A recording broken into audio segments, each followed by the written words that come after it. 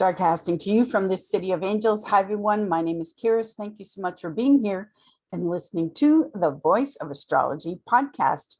This is for the week beginning Sunday, January 30th through Saturday, February 5th, 2022. Let's take a look at how to connect with the stars and planets for our week ahead. Also, stay till the end.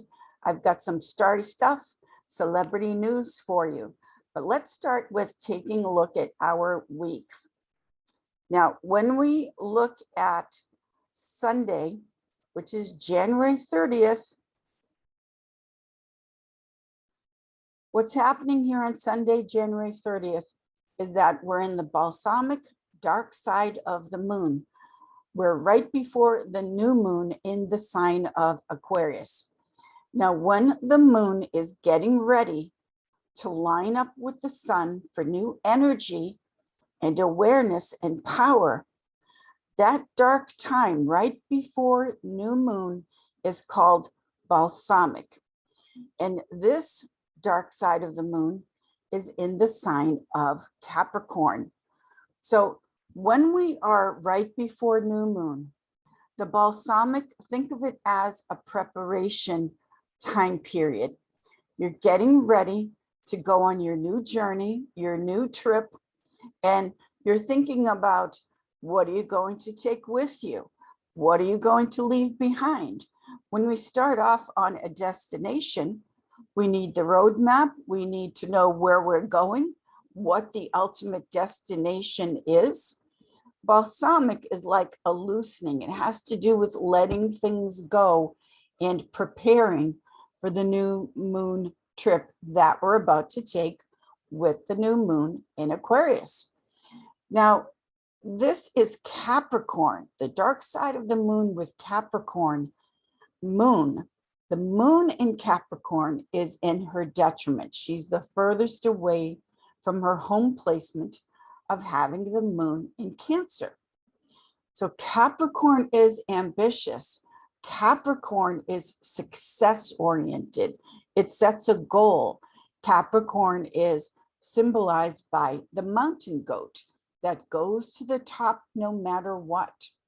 So part of the preparation as you're getting ready for your new moon journey is the preparation of what it is that you need to accomplish the goal you want to set for yourself, that you have for yourself for the next month.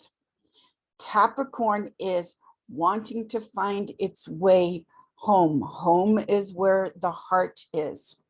Now, the moon is also what we truly want. The moon is not about thinking.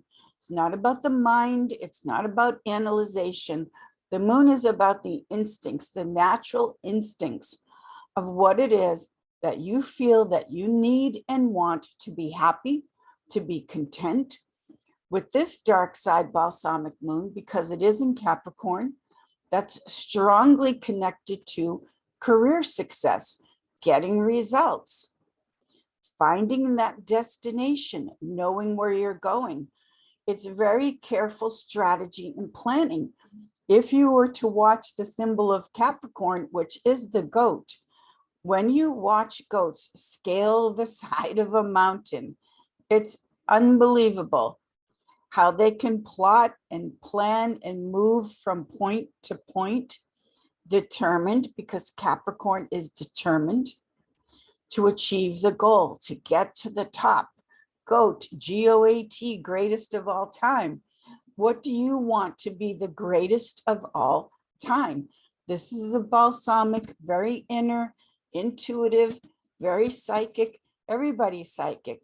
The key is to trust it. And so trust that what you want, because a lot of people think they should want something that isn't meant for them. Knowing what you want is the beginning of how to prepare for this new moon journey that we're starting on. Knowing what you want, wanting what you truly want is part of the preparation, because when you know what you truly want, not the outside messages, that tell you what you think you should want. And you know what you truly want, and you set that destination, and you set your mind on it, your goal on achieving it. You're halfway home right there, knowing where you're going, what the roadmap is, being very decisive. Capricorn is a cardinal sign of the zodiac, meaning it leads into a new time, a new season, a new chapter. So regardless of what your sun sign is, this balsamic dark side of the moon, right before new moon in Aquarius, which we'll get to in a moment, is about knowing what you want, what you need to get there. That's the preparation for the new journey. And trusting your own moon instincts as far as what you want is right for you. Doesn't have to be right for everybody else. Everyone has their own dreams. That's the beauty of it all. Everybody wants something different. But knowing, feeling into that inner balsamic dark moon phase of what your instincts and intuition, what they're telling you as far as the goal you want to achieve and what it is that you truly want to be happy and content. This is how to connect to that dark side right before new moon power. Now, when we go into Monday, January 31st, 2022, and now the moon at 12 degrees Aquarius lines up with the sun at 12 degrees Aquarius. And we're having a very rare alignment this year. We're having 3 what's called black moons. When we have 2 new moons within the same calendar month, the second new moon is called the black moon. When we have 2 full moons within a calendar month, 2 full moons is called a blue moon month. Now this year in 2022, right at the beginning of the year in January, we are having our first of 2 new moons in the month of January. So this new moon at 12 degrees Aquarius on January 31st is the black moon, the second new moon in the month of January. We had the first new moon on January 2nd at 12 degrees Capricorn, opposing the sun sign of the United States. This new moon on January 31st at 12 Aquarius has crossed over the south node of the United States and will make a conjunction to the moon in Aquarius in the United States chart. Now, 3 black moons in 2022, and these 3 black moons, they run from January through May, depending on what time zone you're in. But this first one here that we're looking at 12 degrees Aquarius on January 31st, the sun and moon are now lined up together. The moon is filling up with new light and awareness at 12 degrees Aquarius. Now, Aquarius is communication. It's the mind. It's the attitude. 12 degrees brings in what's called the second decadent by triplicity, which brings in a Gemini influence. Gemini is the mind. Gemini is mutable air. Gemini is the ability to make adaptations and changes as far as how to move towards what it is that you want. It's also about making adaptations and changes in communication, in the way you're thinking, looking at things from a different angle. With Gemini, we're always dealing with at least 2. Gemini being the sign of the twins. So one of the powers to connect to with this new moon at 12 degrees Aquarius is looking at all different sides to a situation as far as how you're moving into the future. That's Aquarius. And perhaps where you could make a change of attitude, a change of mind, a change in the style of communication. Remember, it's a new moon in Aquarius, but it's bringing in a Gemini influence, which is that ability to shape shift and change. It's kind of like when in Rome, do as the Romans. That ability to shift and change and adapt. Mercury rules over Gemini. Now, yes, Mercury is still retrograde. It's about to go direct soon. But the Mercury retrograde power that you can connect to is, let me take a second and third look. Maybe I need to do some research. Maybe I need further information, which is always great, no matter what the moon cycle is. But this is a part of the connection to the new moon at 12 degrees Aquarius. When we look at new moon to second quarter moon, this first quadrant, new moon to the second quarter, that brings in a springtime feel or influence to this cycle of the moon. It's called the sanguine, warm and moist springtime cycle of this quadrant of new moon to second quarter. So springtime, things are new. It's filled with hope and promise. Things are heating up, meaning heating up in the sense of taking action. So no matter what time of year we're in, when it's that new moon, that first quadrant, then we're looking at a springtime influence. It's new, it's fresh, everything's ahead of us. Even though when we look at the planetary lineup and we look at Capricorn, Aquarius, Pisces, the three signs of the zodiac that represent wintertime, which is what we're in. We're in the winter season with a new moon. And it's a black moon, second new moon within that first month, January month. But it still brings in that energy of hope and new and optimism and starting something brand new, springtime. This is a really nice planetary lineup. Now, black is the color of power.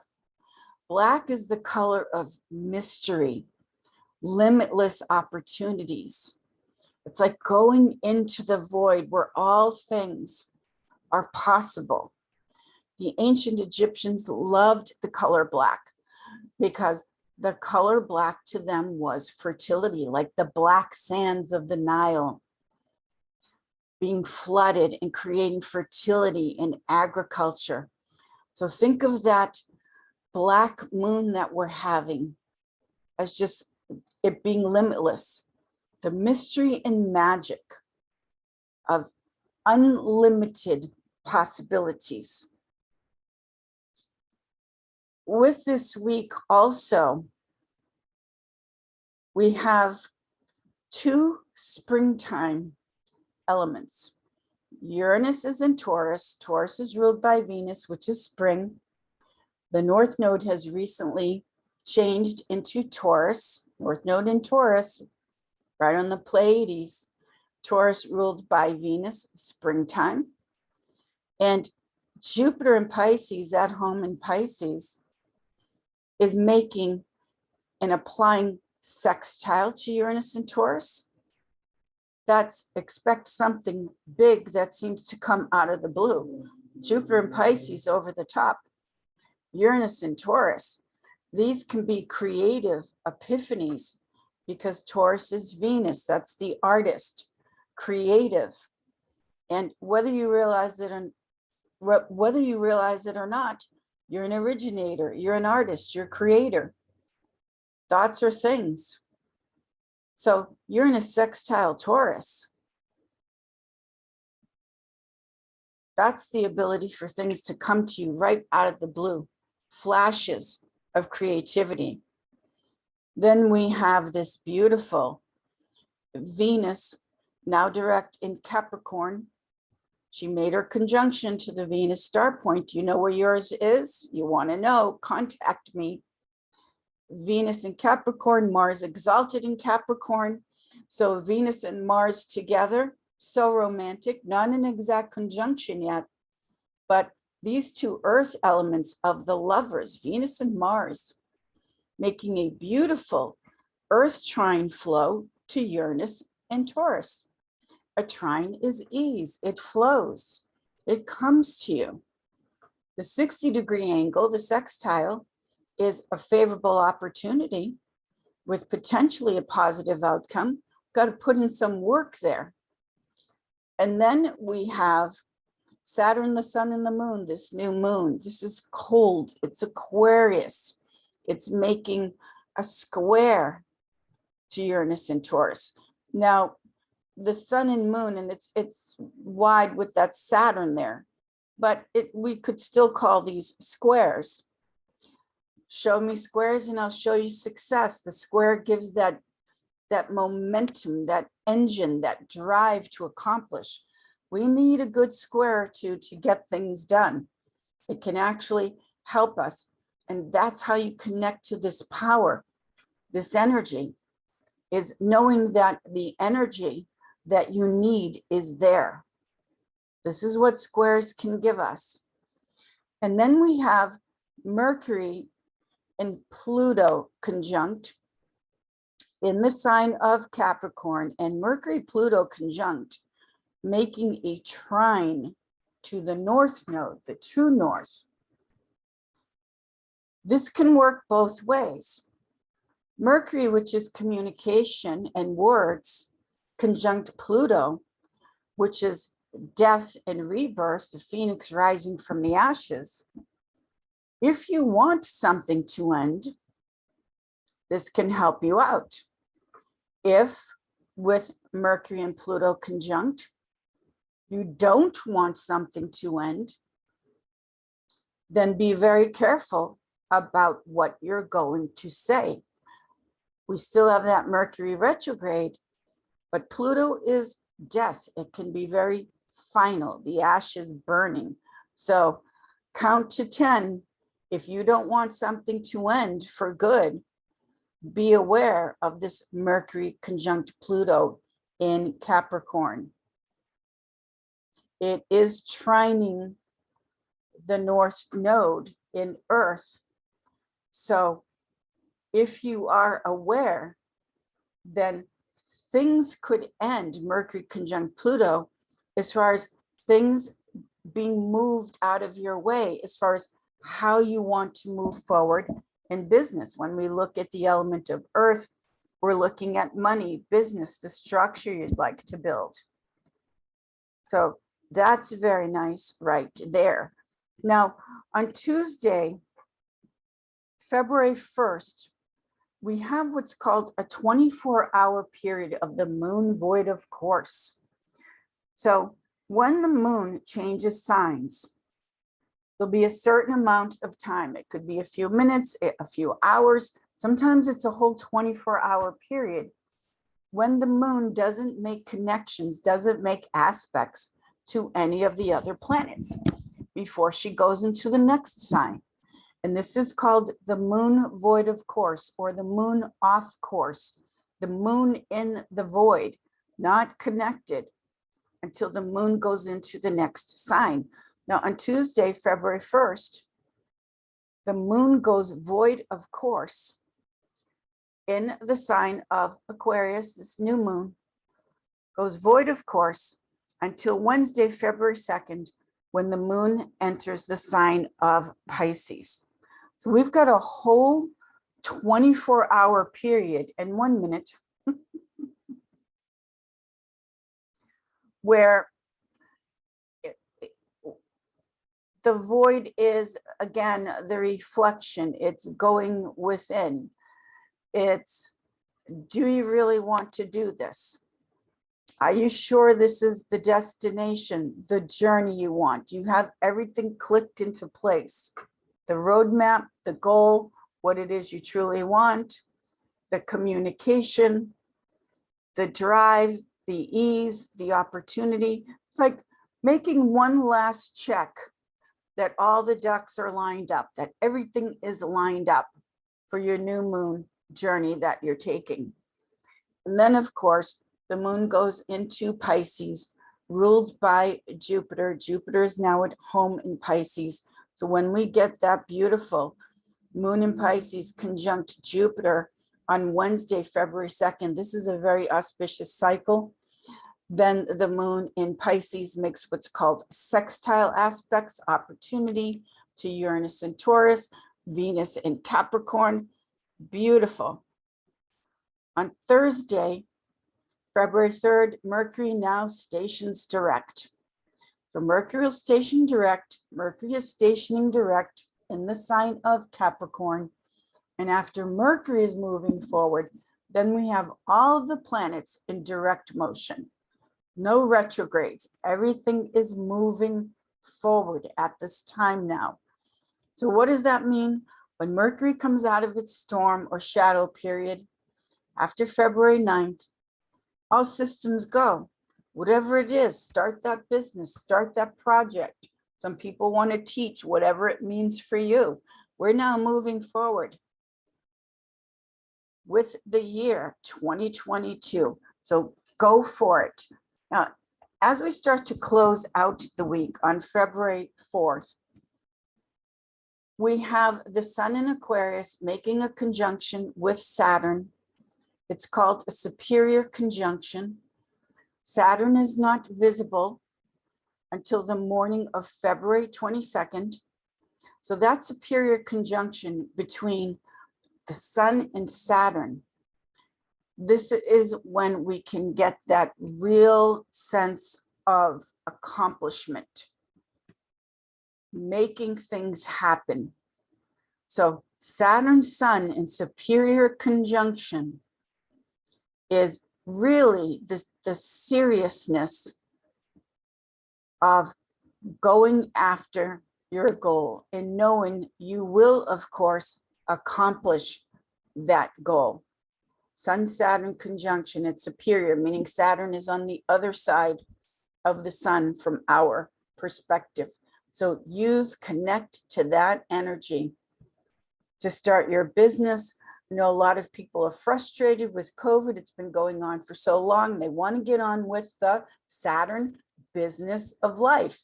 So whatever that means for you, Saturn Sun conjunction will help you. It is fortitude and strength and achieving that result. Now, as we close out the week, we have the moon moving into Cardinal fire Aries. The young moon, meaning the new moon, now has the youngest sign of the zodiac, Aries, which is Cardinal fire, as we start to close out the week. And Aries is a cardinal sign, just like Capricorn, which is about getting something started. And we've got that fire with the Aries moon, which is light, illumination. It's the excitement, the enthusiasm. The moon in Aries will be making some nice sextile aspects to the Sun and Saturn in Aquarius. The moon in Aries will also be making some hard aspects to Venus, to Mars. Again, that drive that we need to get things done. So these are wonderful opportunities this week as we have our new moon, black moon, second new moon in the month of January. And this year, as the country is going through its Pluto return, we're having a wave, a sweep of 3 black moon months. So this is our week ahead and how to connect with the power and energy of the planets. It's basically setting your goals and knowing that everything is moving direct and it's time to move forward. The key, though, I would say, or one of the keys, is to know what you truly want, to know for you truly what the goal is, not the outside messages. It's what you want and what your goal is. What does success mean for you? It's different for everybody, and that's the beauty of it. that everyone has their own definition of what they want, what success means for them, and go for it big time. Okay, so now that we've looked at the week, what I'd like to do is go over some starry stuff, some celebrity news, some things that are happening right now. Now, the first thing I want to cover, and I've got three, is that I'm sure you've been hearing how Gemini, Kanye West, also known as Ye, hear ye, ye. Gemini Kanye West seems to have a beef, a problem with Scorpio Pete Davidson dating Kim Kardashian. Pete Davidson is a Scorpio with 4 planets in Scorpio. Ye is a Gemini, mouthy, jawing off, flapping off at the mouth. Ye also has Jupiter in Gemini. That's its detriment. Can't stop like a chatterbox. Just can't stop with the comments and the threats. Now, people say, what's the attraction to Pete Davidson? Because he's just adorable. He's adorable as all get-go and everything else that goes along with it. Scorpio with 4 planets in Scorpio. That is passion. Now, Pete Davidson never did anything to Ye. Kanye West and Kim Kardashian were long over before Scorpio Pete Davidson ever came into the picture. Kanye West hasn't been home for years, moving all around with his mistresses all over the world. So first of all, he's just doing all of this for attention and publicity, but he's now making some very serious threats. Besides the fact that he's going to beat up 6'3" Pete Davidson. And now they're saying that Ye is saying that Pete Davidson has AIDS and all kinds of horrible things. Now, when a Scorpio with 4 planets in Scorpio, Ye, gives you a free pass, because Pete Davidson, the comedian, is just like joking it off. It's silly to him. When a Scorpio gives you a free pass, meaning they're ignoring it, they're letting it go. That's why I'm saying, hear ye, ye. Heed the warning, take the free pass. Let me tell you a true story that is connected to this. Years ago, there was a Hollywood hunk named Robert Mitchum. Back in the 40s and 50s and beyond, Robert Mitchum, he was a Leo, and as big as the doorway, huge hunk, gorgeous hunk of a man. He loved to fight. He had a temper. He fought everybody and everything. Bad boy back in the day. And Robert Mitchum once said, the only man I would be afraid to fight is Frank Sinatra, because I know that at the end, one of us would not be getting back up. Now here's Frank Sinatra, 5'7", 120-pound skinny guy. But Robert Mitchum made that statement because a lot of people talk a good game, Ye, Gemini, talk a lot of good smack about how they're going to beat somebody up. But when it comes to Scorpio, Scorpio actually would rather do everything possible to avoid going there. Because Scorpio knows that if they go there, if it really is a fight, if you have finally angered a Scorpio, someone won't be getting back up. So why I'm mentioning this is because this has been in the news every single day. The rumors are getting more serious. Pete Davidson, the Scorpio, is joking it off.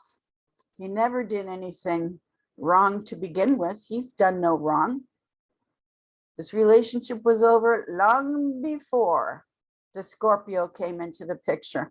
And how wonderful is it to see to see Kim Kardashian smiling and laughing and looking like she's happy. It's not the same old glum, sad face for years. Gee, wonder why, E. Someone that's fun and funny and playful. If a guy can make a lady laugh and have fun and play with her, what's not to like? So why I'm mentioning these two sun signs is because the Gemini that just can't stop with the comments in the mouth, especially with Jupiter in its detriment in Gemini, should take the free pass and fly away like Peter Pan. Gemini, leave while you can, because again, Scorpio doesn't have to wave their power all around. They don't have to flex their power. When a Scorpio gives you a pass, I'm going to ignore this and take the higher road, like the eagle that symbolizes Scorpio, which is just fly above it. Heed the warning and just move on.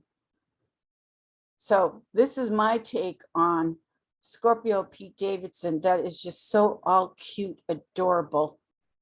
I have such a crush on him, like everybody else. Don't anger a 4-planetary Scorpio. Gemini, you know, you mouthed off. Now just move on with your life.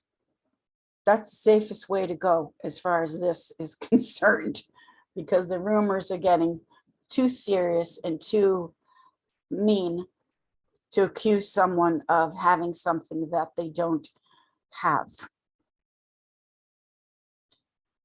Okay, so I also want to take a look at a really, I mean, this is, what do you say? This is just so tragic and heartbreaking.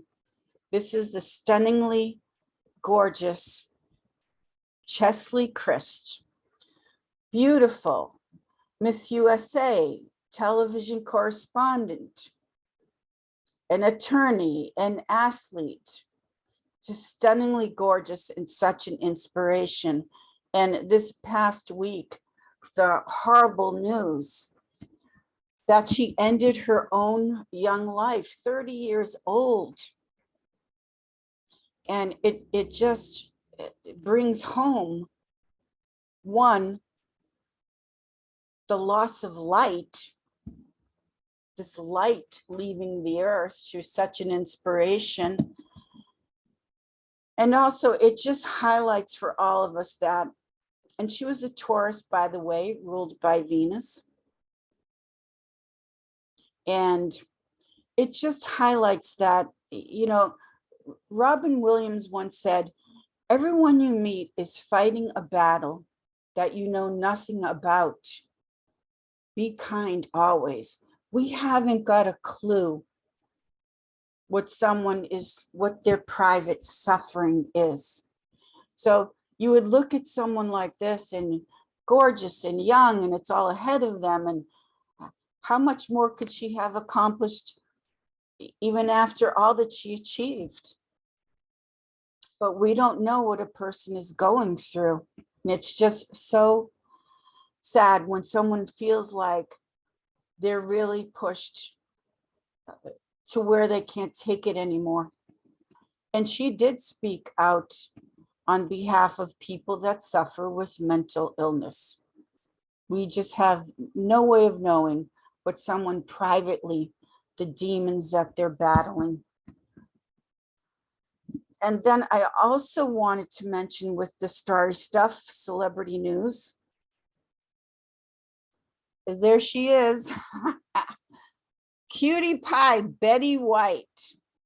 So what happened here is that Betty White, the Capricorn, she passed right before her 100th birthday.